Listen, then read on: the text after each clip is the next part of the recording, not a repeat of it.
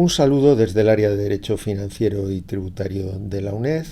Soy Pedro Herrera y en esta videoclase voy a proceder a explicarles la tributación familiar en el impuesto sobre la renta. Veremos cuáles son las modalidades de unidad familiar, la opción por la tributación conjunta y el cálculo del impuesto con un ejemplo. Tenemos dos modalidades de unidad familiar previstas en la ley. En caso de matrimonio no separado, la unidad familiar estará constituida por los cónyuges no separados legalmente, por los hijos menores, con la excepción de los que vivan independientemente con consentimiento de sus padres, y los hijos mayores incapacitados legalmente y sujetos a la patria potestad. Esa es la primera modalidad de unidad familiar y tiene que estar integrada necesariamente por todas estas personas. La segunda modalidad es la que concurre en caso de inexistencia de vínculo matrimonial o bien en caso de separación legal. Y en este supuesto, la unidad familiar está constituida o bien por el padre o bien por la madre, más todos los hijos menores o mayores incapacitados que convivan con ese contribuyente.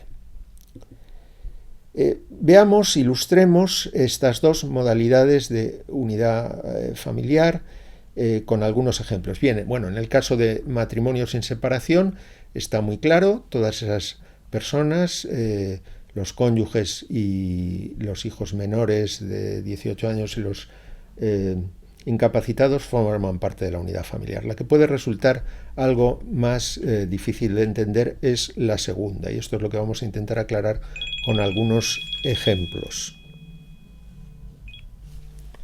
Matilde, viuda y con un hijo, Alonso, de 5 años, que tuvo con su difunto esposo, convive con ese hijo, con Luis, soltero, que es su pareja de hecho, y con una hija de Luis, Maribel, de 1 año, que tuvo Luis de otra pareja anterior. Bien, lo que nos tenemos que preguntar es ¿qué posibilidades tienen Matilde y Luis a la hora de presentar declaraciones conjuntas o separadas por el IRPF? ¿Y va a tener alguna relevancia económica el que opten por una u otra modalidad? Recordamos que Matilde y Luis no están casados, conviven, y Matilde tiene un hijo que es Alonso, de su difunto esposo, y Luis tiene una hija que se llama Maribel y que procede de otra pareja de hecho. Bueno, los 4 conviven. Bien,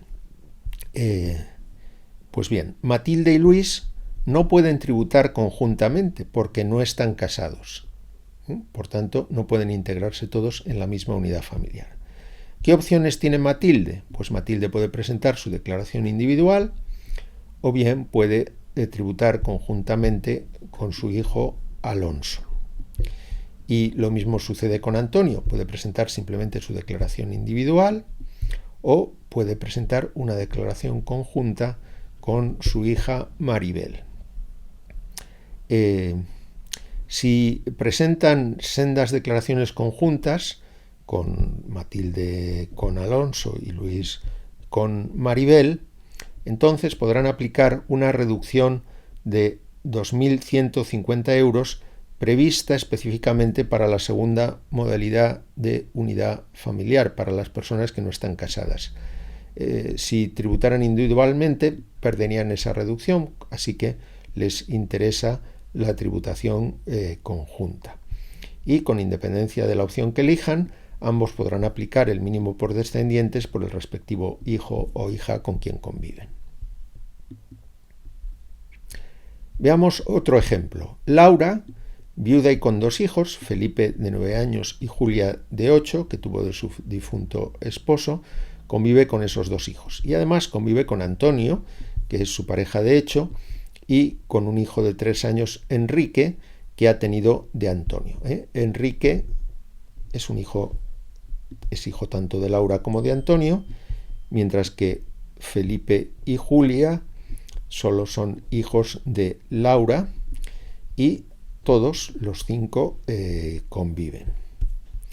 Pues bien, ¿qué opciones pueden realizar? Laura y Antonio no pueden tributar conjuntamente porque no están casados. Aunque convivan, no pueden tributar conjuntamente. ¿Qué opciones tendrían? Laura puede presentar o bien su declaración individual o bien declaración conjunta, pero si la presenta la declaración conjunta ha de hacerla conjuntamente con sus 3 hijos, Felipe, Julia y Enrique, pues todos son hijos suyos y todos conviven con ella. Y en ese caso, Antonio, la única posibilidad que le quedaría es presentar declaración individual, puesto que Enrique no puede formar parte de 2 unidades familiares, no puede tributar conjuntamente a la vez con Laura y con Antonio.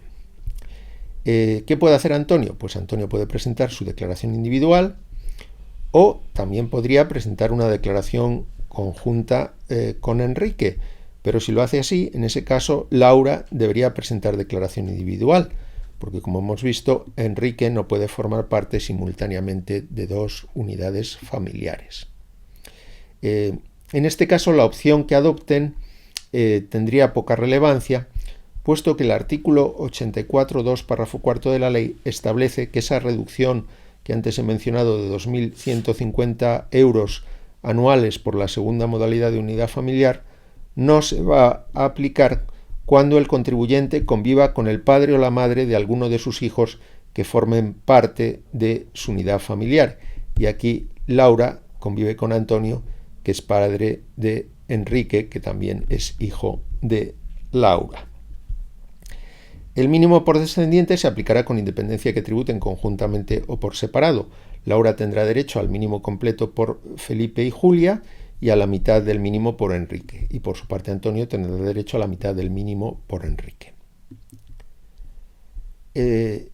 Bien, una vez que hemos delimitado las modalidades de unidad familiar, vamos a analizar la opción. La regla general es la tributación separada, pero los contribuyentes que integran una unidad familiar pueden optar por tributar conjuntamente. Eso sí, si tributan conjuntamente tienen que hacerlo todos los miembros de la unidad familiar, no puede ser que algunos se queden fuera, y hay que tener en cuenta también que ninguna persona puede formar parte al mismo tiempo de 2 unidades familiares. Hay que tener en cuenta las circunstancias a 31 de diciembre, por ejemplo la edad. Hay que tener en cuenta que una misma persona solo puede formar parte de una unidad familiar, y la opción por la tributación conjunta debe ejercitarse cada año en la declaración por todos los miembros de la unidad familiar. ¿Qué peculiaridades tiene la unidad familiar a efectos del cálculo del impuesto? Por una parte, se acumulan las rentas de todos los miembros de la unidad familiar.